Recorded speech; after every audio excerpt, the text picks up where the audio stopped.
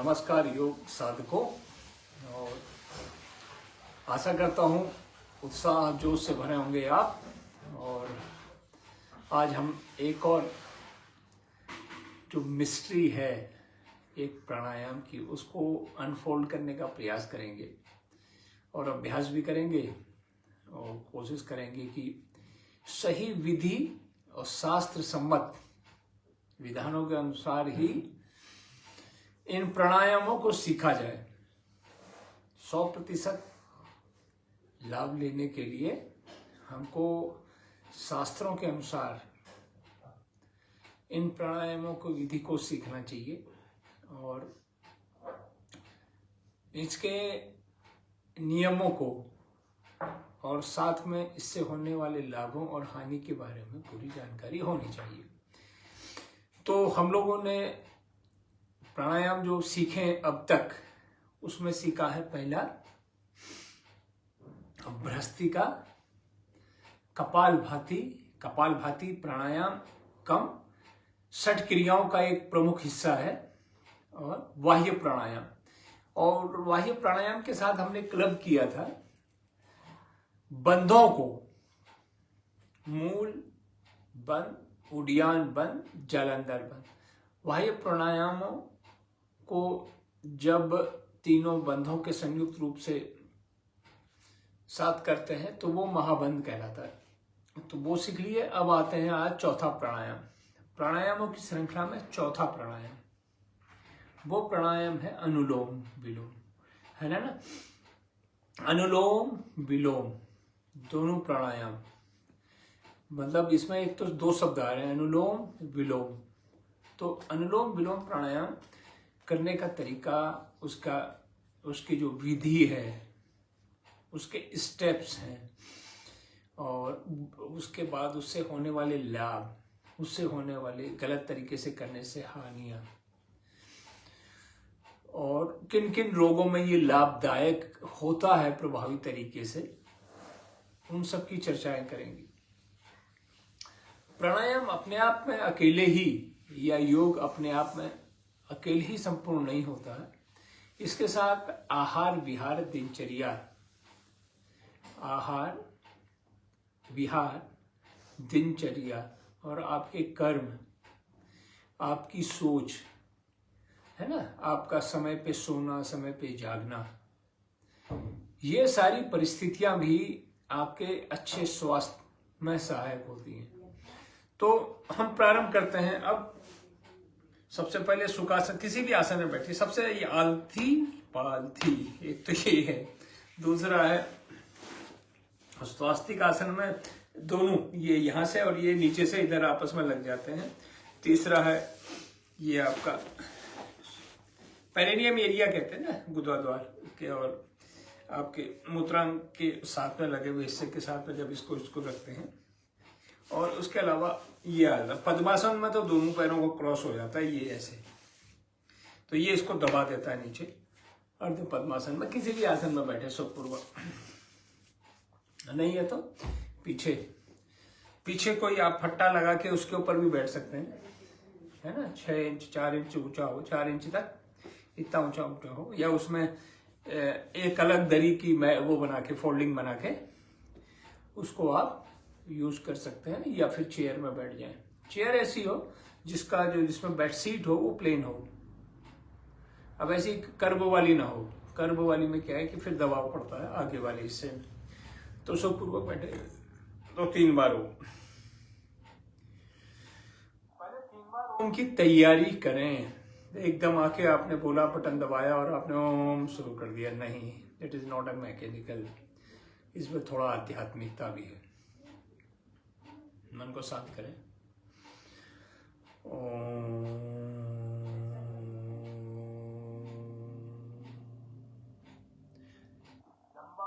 लंबा सांस लें।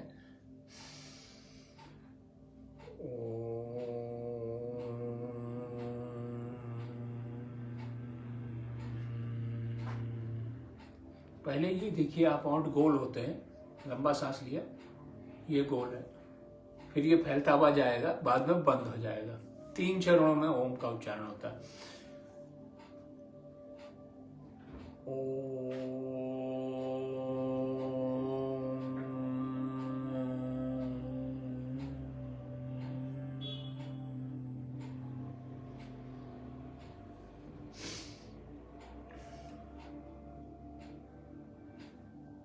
हम बात करेंगे वैदिक मंत्र से। हम अपने प्रार्थना को शुरुआत करेंगे। योगेन चित्तस्य पदेन वाचा मलं शरीरस्य च वैदकेन योपाकरोतं प्रवरमुनिना पतंजलि प्राञ्जलिरान्तो अस्मि पतंजलि प्राञ्जलिरान्तो अस्मि पतंजलि प्राञ्जलिरान्तो अस्मि।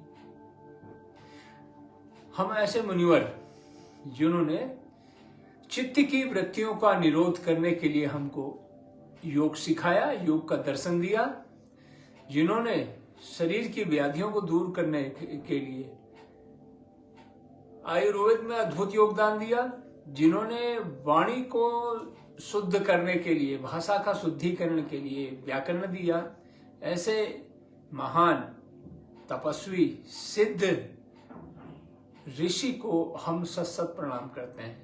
वो कौन है? वो है महर्षि पतंजलि।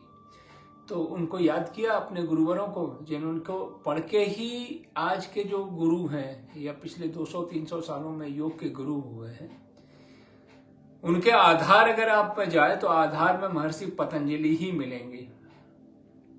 महर्षि पतंजलि के ही सिद्धांतों को उन्होंने प्रोपोगेट किया है। आप उनके एक एक सूत्र को अगर आप देखें तो वो अपने आप में एक चमत्कृत करने वाला है और वो ज्ञान का भंडार है। तो अब हम बात करेंगे प्राणायाम कैसे शुरुआत करें। कोई से भी प्राणायाम का प्रारंभ करने से पहले शरीर का शुद्धिकरण जरूरी है, पेट साफ होना जरूरी है, और खाने के बाद का जो गैप है लगभग 2 से 3 घंटे का होना चाहिए। वो डिपेंड करता है कि भोजन कैसा किया है। बहुत गरिष्ठ भोजन किया है, छोले भटूरे टाइप की चीजें ली हैं, नॉन वेज टाइप का किसी ने भोजन किया है, तो भारी चीजें ली हैं, तो वो 3 घंटा लगता है। ये है आपका आमाशय, इधर थैली की तरह है ना, उसमें से जब वो जो सामग्री निकलती है एक्चुअल पाचन के लिए, जब वो आती है छोटी आंत में जो लगभग 6 मीटर लंबी होती है, ऐसे ऐसे उसमें प्रवेश करती है, तो वो उस ड्यूरेशन की बात कर रहे हैं। वहां से वो निकल के खसक के छोटी आंत में प्रवेश कर जाता है, पाचन शुरू हो जाता है। तो वो ड्यूरेशन डिपेंड करता है आपने क्या भोजन किया। तो 2 से 3 घंटे का टाइम, अब वो एग्जैक्टली बता नहीं सकते आपने भोजन क्या किया, वो आपने डिसाइड करना है कि 3 घंटे में करना है कि 2 घंटे में करना है। कई में 1.5 घंटे बोलते हैं। तो उसने फलाहार किया, आपने केले ले रखे हैं, नाशपाती है, आपने भरपूर भोजन ही या उससे किया जिसमें फ्रूटों का अंश ज्यादा है, तो वो तो आपका 1.5 घंटे में ही पच जाएगा। वो आपका आमाशय से छोटी आंत में आ जाएगा। गरिष्ठ भोजन किया है तो 3 घंटे। तो इसलिए वो कंफ्यूजन होता है, कई किताबों में कुछ लिखा है, कई पुस्तकों में कुछ है, कई यूट्यूब और अन्य कई में लिखा हुआ। कोई स्पष्ट ये नहीं करता है कि किस किस वजह से 3 घंटे बाद लेना है, किस वजह से 1.5 घंटे के बाद, किस वजह से 1 घंटे के बाद व्यायाम करना है। तो वो आपके भोजन के ऊपर डिपेंड करता है, भोजन कैसा है। तेली भोजन है, फैट से भरपूर भोजन है, मक्खन है, पराठे हैं, तो भाई वो 3 घंटे से ज्यादा ही टाइम लेगा ना। अगर सरलीकृत करें तो आपने सिंपल रोटी दाल ले रखी तो वो तो आपका 2 घंटे में ही हो जाएगा। चावल ले रखा तो और फास्ट हो जाता है। तो ये तो वो मात्रा डिपेंड करती है कि ऑयल कितना कंटेंट उसमें पड़ा हुआ है। वो किया, सुबह उठे तो कोई भी आपने सुबह उठने के साथ ही है ना टॉयलेट वगैरह गए, और साथ साथ में उसके बाद एक गुनगुना गिलास पानी का लिया। वो आपका फुल गिलास ले लीजिए आप, 200-300 ml का जो गिलास का साइज हो, उसमें आप 20 ml तक, 20 से 30-40 ml तक जो भी औषधि है, जैसे नीम है, गिलोय है, तुलसी है, आंवला है, एलोवेरा है, उसके अलावा इनका कॉम्बिनेशन में भी जूसेस आते हैं, लौकी है, लौकी आमला हो गया, लौकी अर्जुन हो गया, और इसी तरीके से आप बहुत सारे कॉम्बिनेशन में जो आपकी प्रकृति और प्रवृत्ति के अनुसार हो, जो आपके शरीर के लिए उपयोगी हो, और अगर कोई रोग है तो रोग को हटाने में जो सहायक हो, उस तरह का आप लेंगे द्रव्य जो है, जो लिक्विड जो लेंगे 20 से 30 ml सुबह खाली पेट। अगर शाम को लेना है तो वो भोजन से पहले ही लेना है, आधे घंटे पहले। तो वो आपने ले लिया, वो आपकी औषधि के तौर पे नहीं आप उसको ले सकते हैं, वो सहायक उस रोग में हटाने में सहायक हो सकता है 5-7%। ये नहीं कि आपने बोला कि नहीं मैंने अर्जुन आमले का वो ले लिया है, अब मेरा जो है अब तो बीपी कम हो गया है, या तो वो ऐसा नहीं है। वो सहायक होते हैं, उपयोगी होते हैं 5 से 7%। अब आप बोलो कि ये प्राणायाम कर लो तो 100% वो रोग का निदान हो जाएगा, वो भी संभव नहीं है। वो अतिशोक्ति अलंकार का प्रयोग योग शिक्षक कर ले जाते हैं कि आपने ये प्राणायाम कर लिया, आपने ये व्यायाम कर लिया, मॉर्निंग वॉक कर लिया, ये फ्रूट ले लिया, ये दवाई ले ली, तो 100% अपने आप में कोई परिपूर्ण नहीं है। सब लोग प्रथम तो आपको याद रखना पड़ेगा कि संपूर्ण स्वास्थ्य तो तभी आएगा जब आप समय पर उठते हैं, समय पे आप सोते हैं, आपका आहार सही हो, और उसके अलावा विचार आपके संयोग बिल्कुल मर्यादित हो, आचरण मर्यादित हो, भोजन आपका संतुलित हो, बैलेंस डाइट हो, शारीरिक क्रियाएं आपका प्राणायाम, योग, वॉकिंग, साइकिलिंग, जिम जो भी है वो भी आपके शरीर के अनुरूप हो। तो गीता का 6वां अध्याय 17वां श्लोक, युद्ध का मैदान, श्री कृष्ण और श्री कृष्ण और अर्जुन के बीच का वार्तालाप, वो आप याद करिए। युद्ध के समय क्या इंटेंसिटी होगी, क्या तनाव होगा और बातें क्या चल रही हैं। अर्जुन पूछते हैं श्री कृष्ण से, हे केशव मुझे बताइए कि स्वस्थ व्यक्ति और योगी व्यक्ति कौन है।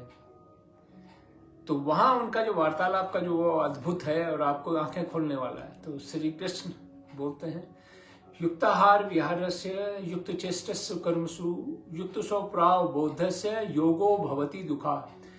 वो बोलते हैं वही व्यक्ति योगी है, वही व्यक्ति स्वस्थ है, वही व्यक्ति उपयोगी है, समाज के लिए भी, परिवार के लिए भी। जो व्यक्ति युक्त आहार, जिसका युक्तिपूर्ण आहार हो, अर्थात जो बैलेंस डाइट, मॉडर्न साइंस भी बोलता है कि बैलेंस डाइट का कॉन्सेप्ट जो है उस टाइम का है, ये 5253 साल पहले का।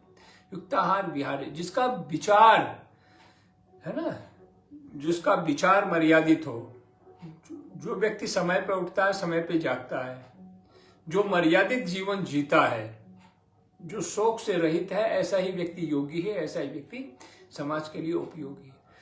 तो याद करिए हमेशा, युक्ताहार विहारस्य युक्त चेष्टस्य कर्मसु युक्त स्वप्राबोधस्य योगो भवति दुःखा। युक्ताहार विहारस्य युक्त चेष्टस्य कर्मसु युक्त स्वप्राबोधस्य योगो भवति दुःखा। ये याद करिएगा तो आपको गीता का भी स्मरण आ जाएगा, और ये आदेश आपको सर्वशक्तिमान श्री कृष्ण से आपको सीधा ये संदेश आ रहा है कि युक्तिपूर्ण आहार, मर्यादित जीवन, मर्यादित आचरण, तभी आप स्वस्थ हैं। तो केवल एक दवाई लेने से, केवल एक प्राणायाम कर देने से, या 5 किलोमीटर 10 किलोमीटर दौड़ने से, या मैजिक ड्रिंक पी लेने से ऐसा कुछ नहीं होता है। होता है तो वो आपके जो स्तंभ हैं, आहार, विचार, दिनचर्या, है ना, और मर्यादित जीवन, मर्यादित आचरण, ये सब चीजें करेंगे तब आपको स्वास्थ्य मिलेगा। अन्यथा आप अस्पतालों के चक्कर लगा सकने का खतरा बना रहता है। तो अब चलेंगे हम, तो मैजिक, जादुई उसकी बात नहीं कर रहा हूं। और कभी भी योग शिक्षक हो या आपका चिकित्सक हो, वो प्रमाणित होना चाहिए, प्रमाणित हो, अनुभवी हो, तब उनकी बातों को ध्यान से सुने और फिर करें उतना ही जितना आपका शरीर अनुमति देता हो। आपका मेडिकल हिस्ट्री, आपकी आयु, आपकी क्षमता, और मौसम कौन सा है, समय कौन सा है, उसके आधार पे आप डिसाइड करेंगे कि कितनी मात्रा में करना है। आपकी सामर्थ्य है प्रारंभ में, उसका 5% से 10% तक ही करें, धीरे धीरे 20%, 30% बढ़ाएं। योग शिक्षक तो 30, 40, 50 साल से उसका अभ्यास कर रहे हैं, वो तो पारंगत हो गए हैं, उनका शरीर लचीला हो गया है मोम की तरह। आप एकदम उनकी तरह कैसे कर लेंगे? आप मैं शीर्षासन में यहाँ कर लूँ, आप कैसे कर लेंगे? आपका मैं भुजंगासन में कर लेता हूँ, मरकटासन में कर लूँ, मयूरासन में कर लूँ, तो आप एकदम देख के, यूट्यूब में देख के, फेसबुक में देख के या किसी पुस्तक में देख के आप एकदम वैसे ही कैसे कर लेंगे? अगर वो ऑफलाइन क्लासेस में भी कर रहे हैं तो आप ऐसा कैसे करेंगे? आपको तो अभ्यास का समय की जरूरत है ना। अनावश्यक शरीर के ऊपर दबाव न डालें, अनावश्यक तनाव न लें, अपनी सामर्थ्य का 5 से 10% ही उपयोग करें। विधि आप 200% सीखें, निर्देशों का पालन 200% करें, उसके कॉन्ट्राइंडिकेशन की जानकारी आपको 1000% होनी चाहिए। मगर जब आप उसको करें तो प्रारंभ आप 5% शक्ति, 10%, 20% धीरे धीरे धीरे धीरे बढ़ाएं। उसको महीने लगते हैं किसी आसन को साधने में, किसी को प्राणायाम को साधने में महीनों लग जाते हैं, वर्षों लगते हैं, मगर लाभ मिलना तो प्रारंभ से ही हो जाता है। आप 5% का उपयोग से करें तब भी हो जाएगा। मैं आपको बता रहा हूं कि आप बैठने की जो बहुत सारी चीजें बताई मैंने, पद्मासन बताया, मैं पद्मासन में क्यों नहीं बैठा हूं? आप अनावश्यक रूप से पद्मासन में बैठने का प्रयास करेंगे, पूरा ध्यान तो कमर दर्द के ऊपर, घुटनों के दर्द के ऊपर, एंकल के पेन के ऊपर रहेगा, तो मेरी बातें सुनेंगे कहाँ? तो वो आएगा अपने आप। अब पहले यहां से शुरू कर लीजिए ना, आलती पालती से ऐसे बैठ जाए, ऐसे बैठ जाए, इधर गद्दियां लगा लें, पीछे नीचे ये मैट फोल्ड करके उसके ऊपर बैठ जाए, शरीर में कोई व्याधि ना हो, तब करें ना। तो समता का 5 से 10% उपयोग करेंगे, बहुत स्पष्ट है, क्योंकि आप कर रहे हैं ऑनलाइन क्लास। मैं देख नहीं पा रहा हूं आपके चेहरे के भाव कैसे आ रहे हैं जब आप प्राणायाम कर रहे हैं या आसन कोई कठिन वाला कर रहे हैं। आपके भाव चेहरे की, आपकी आंखों को देख के समझ में आता है कि आपको वेदना, पीड़ा या ये सहज नहीं है आप। तो इसलिए आप अपनी क्षमता का 5 से लेके 10% धीरे धीरे 20-25% तक बढ़ाएंगे। फिर जब आप शरीर उसी के अनुकूल होगा तो आप 50% तक कर लें, 100% कर लें आप, है ना। जो मैं कर रहा हूं उससे आप 100 गुना ज्यादा कर लें। समय लगेगा 2 साल, 3 साल, 5 साल। अब 20 साल से तो हम ही प्रैक्टिस कर रहे हैं। 20 साल से, 20 साल क्या, अभी क्या 20 से ज्यादा हो गए, करीब 25 साल हो गए। पिताजी का मेरा एक वीडियो भी, अब आप देख लीजिए कि जब मैं छोटा था उस टाइम से पिताजी के साथ सीखते थे। पिताजी पुस्तकों से सीखते थे, उस टाइम पे इस तरह से गुरु उपलब्ध नहीं थे। आज से 40-50 साल पहले उस टाइम में ऐसी व्यवस्थाएं नहीं थी, योग गुरु मिलना असंभव था। तो पुस्तकों से, क्योंकि सेना शिक्षा कोर में थे तो पुस्तकें लाते थे वो, बहुत सारी पुस्तकें विदेशियों ने भी लिखी हुई हैं इसके ऊपर। तो बड़ी बड़ी पुस्तकें, लाइब्रेरी उनके संरक्षण में रहती थी, तो वो बड़ी बड़ी किताबें लाते, तो हम उनको फोटो देखते थे। चलिए, बहुत बातें हो गई। सुख पर किसी आसन में बैठे।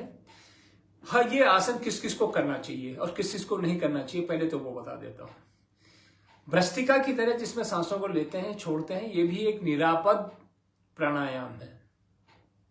इसको कोई भी आयु वर्ग का व्यक्ति कर सकता है। इस प्राणायाम को करने से मैं किसी को रोकूंगा नहीं। प्रेगनेंसी में भी पीरियडों के दौरान, और व्यक्ति अगर बहुत ज़्यादा उसको थकावट होती है, एंग्जाइटी रहती है, शरीर में लो एनर्जी है, तो वो बैठ के, लेट के भी इसको कर सकता है। यह है कि थोड़ा सा आप बैठ के कर रहे हैं तो हाथ ऊपर उठ के ऐसे करना होता है, विधि अभी बताता हूँ। तो वो थक जाता है, तो वो छोटे छोटे टुकड़ों में करेंगे। 1 मिनट किया, फिर 1 मिनट का आराम, फिर 1 मिनट किया, फिर 2 मिनट किया, 1 मिनट का आराम, 5 मिनट किया, 1 मिनट का आराम, ऐसे ब्रेक कर करके भी आप इसको कर सकते हैं। तो किसी भी आयु वर्ग का व्यक्ति कर सकता है। करना है धीरे, सहजता के साथ, अपनी सामर्थ्य के अनुसार। और लाभ किस किस में मिलेगा? बीपी बढ़ा हुआ हो, आप बीपी करने से पहले उसके बाद जांच करें तो बीपी में आपको फर्क मिल जाएगा। हाइपरटेंशन में फर्क आपको मिलेगा। एंग्जाइटी है, एंग्जाइटी स्ट्रेस रहता है, कंसंट्रेशन नहीं हो पाती है, उसमें सहायक है। ये ब्रेन के दोनों भागों में है ना। ये आपको ब्रेन के 3 बड़े भाग है, फ्रंटल है, मिडिल है और लोअर लिम्बिक सिस्टम है। इन सब पे काम करता है। कॉग्निटिव एक्टिविटीज, जो ब्रेन से रिलेटेड एक्टिविटीज है, उसमें सहायक है। मेमोरी को, अब मैं जब आप ये बता रहा हूं कि मेमोरी में बहुत अच्छा असर पड़ता है, कॉग्निटिव एक्टिविटी होती है। तो ये नहीं कि आपने अभी किया और 100% रिजल्ट आया, सने सने धीरे धीरे रिजल्ट आने शुरू हो जाते हैं। और उसके अलावा अगर आपकी कोई औषधि चल रही है ब्रेन रिलेटेड इश्यूज की या बीपी की, हाइपरटेंशन की या कोई रोग की, तो आप उसमें भी इसको कर सकते हैं। जहां मैंने कपालभाति में बहुत सारे रिस्ट्रिक्शंस बताए थे, यहाँ पे रिस्ट्रिक्शनों को धीरे धीरे हम हटा देते हैं। और आपका समय की जो अवधि है उसको आप धीरे धीरे बढ़ाएं। पहले आप 1 मिनट से शुरू करें, फिर धीरे धीरे दूसरे हफ्ते से 2 मिनट, फिर तीसरे हफ्ते से 3 मिनट, ऐसे बढ़ाते हुए आप महीने भर के अंदर 5 मिनट तक इसको ले जाएं। और कई बार आपने देखा, अभी एक आए थे, एक हरिद्वार से आए थे, पतंजलि योग ग्राम में गए थे, तो वहां वो बता रहे थे कि जो चिकित्सक हैं उसने लिख दिया 1 घंटे कपालभाति और 1 घंटे अनुलोम विलोम। अब मैं उनकी शारीरिक अवस्था देखी, मैंने कहा कि जो चिकित्सक था उसकी आयु कितनी थी? बोला सर वो 22-23 साल के ही होंगे। तो मैंने कहा वो आपकी क्षमता, आपकी शारीरिक स्थिति को देख ही नहीं पा रहे हैं। आपके लंग्स की समस्या है, आपको एलर्जी की समस्या है, तो 1 घंटा तो आने में ही उनको कम से कम, मैंने कहा आपको उस लेवल में आने में 5 साल लगेंगे।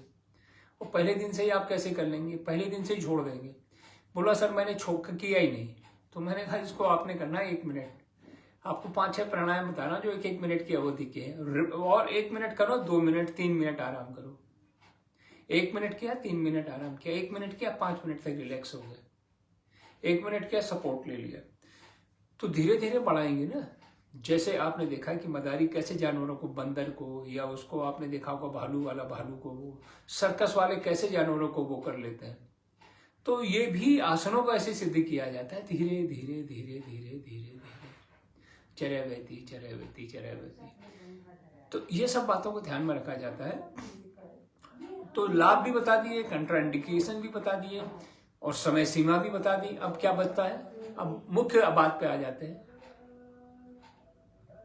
ये आपका विधि, अब आपका सुखपूर्वक किसी भी आसन में बैठे, एक हाथ मुद्रा में दाहिना हाथ उठाएं, दाई नासिका को बंद किया। ये दाई नासिका है और ये बाई है ना। ये ईड़ा है, ये पिंगला है। तो ये इसको धीरे से अंगूठी से बंद किया। और क्या किया फिर? बाई नासिका से 3 सेकंड सांसों को लिया, पूरा सांसों को लिया। फिर इसको ये 2 उंगलियों से इसको बंद किया, बाई नासिका को 3 सेकंड तक के लिए छोड़ा। दाहिने से छोड़ने के बाद फिर धीरे धीरे दाहिने से ही सांसों को लिया। जब सांस पूरी होगी तो दाहिने को इसको बंद किया, ब्लॉक किया, और बाएं से छोड़ा। तो 1 चक्र पूरा हुआ। 3 सेकंड बाएं से लिया, 3 सेकंड छोड़ा, फिर दोबारा लिया इसको, 3 सेकंड दाहिने से छोड़ा, 3 सेकंड फिर दाहिने से ही लिया, फिर 3 सेकंड बाएं से छोड़ा। अभी मैं बाई नासिका से सांस ले रहा हूं, ये देखिए कैसे, जैसे उंगलियों के इशारे से बता रहा हूं, 3 सेकंड के लिए। अब इसको रोका। अब ये दाई नासिका से मैं सांस को छोड़ रहा हूं धीरे धीरे। अब मैं दाई नासिका से ही पुनः ले रहा हूं।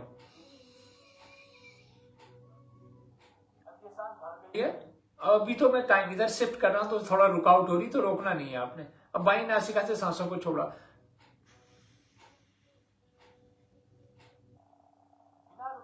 फिर बाई से दोबारा लिया और दाहिने से छोड़ा। ये दाई नासिका है। बिना रोके हुए दाई से फिर लिया और फिर बाई से छोड़ा।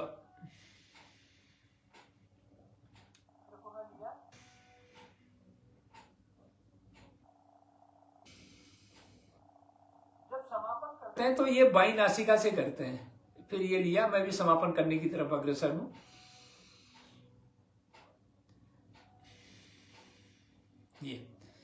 ये है अनुलोम विलोम प्राणायाम। थोड़ा इसी का ही एडवांस स्वरूप आता है नाड़ी शोधन। नाड़ियों का, ये नाड़ी शोधन का छोटा रूप है, छोटा भाई है। नाड़ी शोधन में रुकना पड़ता है। वो दोनों में कंफ्यूजन है बहुत ज्यादा। यूट्यूब में इसके आपको मिलेंगे। नाड़ी शोधन कोई प्राणायाम इसको कह देता है। तो अब इसको रूप है, ये पौधा है, वो वृक्ष है। लाभ बराबर ही है। नाड़ी शोधन हर एक को नहीं कराया जाता है, जिनको लंग्स की समस्या है, जिनका सिस्टम बहुत ही सरलीकरण रहता है। आर्ट ऑफ लिविंग में जब आप जाते हैं, श्री श्री रविशंकर जी के, उसमें हमने हार्टफुलनेस की क्लासेस भी कर रखी है, बेसिक फाउंडेशन कोर्स वगैरह, तो उनमें ऐसे बताते हैं, वो यही चीज है। वो दाई नासिका को बंद किया, 2 उंगलियां इधर, और बाई नासिका से सांस को लिया, और दाहिने से 3 सेकंड को छोड़ा, दाहिने से दोबारा लिया और बाएं से छोड़ा। वहां पे क्या किया है कि स्वामी रामदेव जी महाराज ऐसे बताते हैं, रविशंकर जी महाराज, श्री श्री रविशंकर, दोनों गुरु हैं, दोनों गुरु भाई हैं, तो मैंने दोनों की कक्षाएं भी कर रखी हैं। तो और ये तो इसलिए कंफ्यूजन नहीं करना है कि यही रूल है, यही, ऐसा नहीं है। अगर आप आर्ट ऑफ लिविंग के शिष्यों को उनके साथ ग्रुप में कर रहे हैं तो वैसे ही करो जैसे वो बता रहे हैं। जब आप स्वामी रामदेव जी के उसमें आते हैं तो आप वैसे ही करो ना, सांस तो वहीं से जा रही है ना, अब उंगली, इससे क्या फर्क पड़ जा रहा है। तो ये कंफ्यूजन ना करिएगा। ये तो 2 विधि हो गई, एक ये वाली,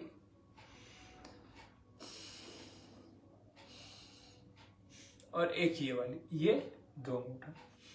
अब जिनके यहाँ पे फ्रोजन शोल्डर का ये समस्या, वो कैसे करें, ये मैं आपको ये बता रहा हूं। आप ऐसा सपोर्ट कर लें, अब ये उंगलियां चाहे इधर रखें चाहे ऐसे करें। आधी लड़ाई तो वही होते, मेरे गुरु ने ऐसा बताया, मेरे गुरु ने ऐसा बताया। अरे भाई, आप सभी गुरुओं का सीखते जाओ। आप यहाँ भी सीखो, जग्गी वासुदेव जी के वहां भी जाके सीखो, वहां भी सीखो, वहां भी सीखो। आप बीएससी करो योगा में, एमएससी करो, आप पीएचडी करो। कहाँ झंझट में पड़े हुए हो आप छोटी सी चीजों में। आप तालाब कुएं के जो है ना मेढक की तरह न रहें। आप कक्षा 5 पढ़ लिया, आप 6 जाओ, 7 जाओ, 10th करो, 12th करो, बीएससी करो, एमएससी करो, आप एमबीबीएस करो, आप मैनेजमेंट का कोर्स करो, आप बीटेक करो। आप कहा नहीं मैं क्लास 5 तक ही रहूंगा, नो। आप हर गुरु से सीखें। गीता पढ़ ली तो वेदों को पढ़ लीजिए ना, वेद पढ़ लिया, उपनिषदों को पढ़ लीजिए ना। भारतीय जो दर्शन है, 6 दर्शन, उसको पढ़ लीजिए ना, 6 दर्शनों को। पतंजलि योग सूत्र को कंठस्थ कर लीजिए आप।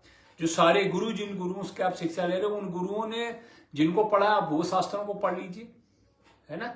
तो उन चक्करों में न रहे। तो ये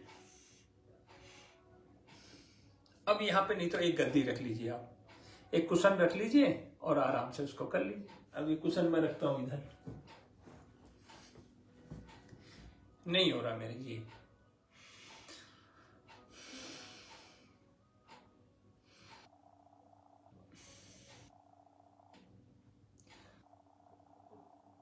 किसी भी चीज को कठिन बनाना, किसी भी आसन को कठिन बनाना, किसी भी बात को समझाने को उसको कठिनाई के साथ बताना, वो सबसे सरल है। कॉम्प्लेक्स है, मैं गीत अभी पतंजलि योग सूत्र के 195 सूत्र पढ़ जाऊं, उससे अच्छा मैं उनको अपनी भाषा में, सरलीकृत भाषा में आपको समझा दूं, है ना। तो सरलीकरण, मैंने पहले प्रार्थना शुरू की थी, योगे न चित्तस्य पदे न वाचा, ये तो कठिन रूप में संस्कृत के उसमें है। इसको सरलीकृत समझाना वो ज्यादा कठिन है। अच्छा शिक्षक कठिन सब्जेक्ट को सरल कर देता है, और अनजान व्यक्ति, उसको जो कम ज्ञान वाला है, वो कठिन चीज को वही कठिनाई के साथ ही परोस देता है।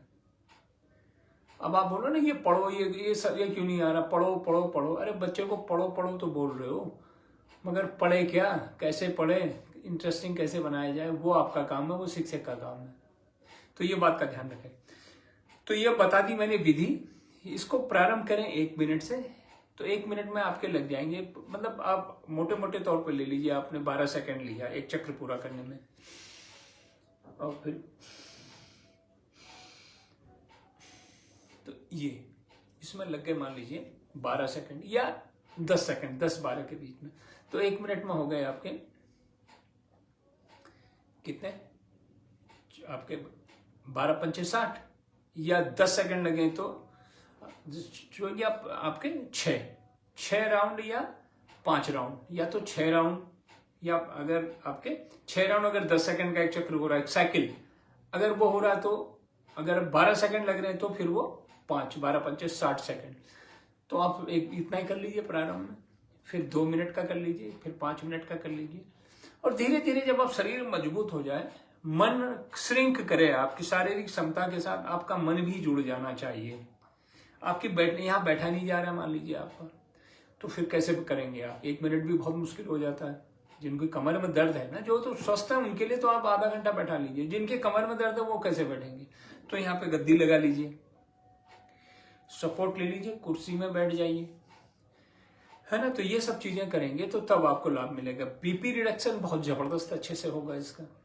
एंग्जाइटी, स्ट्रेस, है ना, स्लीप एपनिया, जिसको नींद नहीं आती वो, और सोने से पहले भी अगर भोजन आपने पहले किया हुआ है तो आपने भोजन पहले कर लिया, मान लीजिए आप 7 बजे भोजन करते हैं जैन लोगों की तरह, 7 बजे, आप 10 बजे सोने जा रहे हैं, तो सोने से पहले एक बार कर लीजिए, सोने से पहले। फिर योग निद्रा में चले जाइए, योग निद्रा, नीचे लेट के और धीरे धीरे सांसों, पूरा खेल तो सांसों का है। तो इसीलिए शास्त्रों में भी लिखा है कि आवाति वाही वेशजम विवाति वाही द्रव्य द्रप त्वं ही विश्व वेशज देवानाम दूत ही से। हे प्राणवायु, आवाति वाही वेशज माने औषधि, तुम ही औषधि हो, तुम ही संजीवनी हो, तुम ही वैद्य हो, तुम ही परम पिता परमेश्वर का संदेश हो, और तुम ही हमें जीवन प्रदान करने वाली हो। तो शास्त्रों में तो प्राणवायु के बारे में अनगिनत बातें कही गई हैं। इसको सशक्त, इसको साक्षात ईश्वर का रूप माना गया है। इस प्राणवायु को, जो प्राणायाम, प्राणों को आयाम दिया आपने, प्राणों को निश्चित मात्रा में निश्चित समय में लिया, निश्चित मात्रा में निश्चित समय में छोड़ा, यही तो प्राणायाम है। और इस प्राणायाम का चमत्कार भी आप देखेंगे, मगर चमत्कार का लाभ तब मिलेगा जब आप करेंगे सही विधि, अपने शरीर के क्षमता के अनुरूप, समय सही समय पे करेंगे। और जो आहार विहार, दिनचर्या, समय पे सोना, समय पे जागना, मर्यादित आचरण, मर्यादित जीवन, तो लाभ मिलने से कौन रोक सकता है आपको? न तो आपको कोई रोक सकता है, क्योंकि आप तो स्वयंभू हो चुके हैं अपने शरीर की, अपने मस्तिष्क के, मन मस्तिष्क जब जिस व्यक्ति के नियंत्रण में हो तो सारी चीजें उसके नियंत्रण में है। तो जिस तरह से घोड़े को नियंत्रित करता है घोड़सवार, आप अपनी दिनचर्या को भी ऐसे ही संवारें, ऐसे ही नियंत्रित और मर्यादित करें। उम्मीद करता हूं कि जो प्रकाश मैंने डालने का प्रयास किया है अनुलोम विलोम प्राणायाम के बारे में, आपने उसको समझा होगा। अपनी टिप्पणी जरूर लिखें। आप लोग देखते तो हैं, टिप्पणी नहीं देते। अगर आप किसी का भला चाहते हैं, मैं तो बढ़िया सा जीवन व्यतीत कर रहा हूं। मैं अपने आप को लगभग 2000 से ज्यादा योग शिक्षक तैयार किए हैं मैंने। प्रधानमंत्री कौशल विकास योजना की तरफ जब ये योग शिक्षकों का प्रशिक्षण प्रारंभ हुआ था, सर्टिफिकेशन हुआ था, उसमें बेंगलोर के 400 से ज्यादा लोगों का टेस्टिंग कंडक्ट की थी ऑनलाइन, पहली बार, है ना। उसके बाद स्किल इंडिया ने इसको अपने हाथ में ले लिया। फिर योगा सर्टिफिकेशन बोर्ड बना आयुष डिपार्टमेंट के अंदर। अब तो सारी चीजें स्ट्रीमलाइन हो गई है। तो उसके विभिन्न सर्टिफिकेशन का संचालन में भी मदद करी, लोगों को प्रेरित भी किया, बहुत सारे लोगों ने सर्टिफिकेट भी प्राप्त किए। मैंने खुद योगा टीचर और इवेलुएटर का जो परीक्षा उत्तीर्ण की 2 साल पहले, अब रह गई ये योगा मास्टर की, फिर योगा थेरेपिस्ट की, योगा कंसल्टेंट की। वो अन्य परीक्षाएं हैं जो धीरे धीरे मुझे भी करनी है, और मैं उम्मीद करूंगा आप लोग भी करेंगे। चलिए समापन की तरफ चलते हैं। आपका दिन शुभ हो। शांति पाठ। ओम ध्यो शांति, अंतरिक्ष शांति, पृथ्वी शांति, रापा शांति, रौषधयः शांति, वनस्पतयः शांति, विश्वे देवा शांति, ब्रह्मा शांति, सर्व शांति शांति रेवा शांति, सामा शांति रे।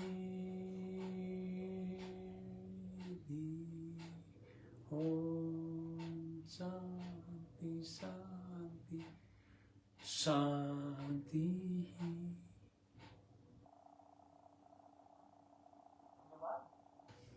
आपका दिन शुभ हो। कल हम और एक शानदार, प्रभावी, चमत्कार प्रदान करने वाला, चमत्कृत करने वाला एक प्राणायाम की फिर चर्चा करेंगे। तब तक आप खुश रहें, मस्त रहें और उपयोगी बने रहें।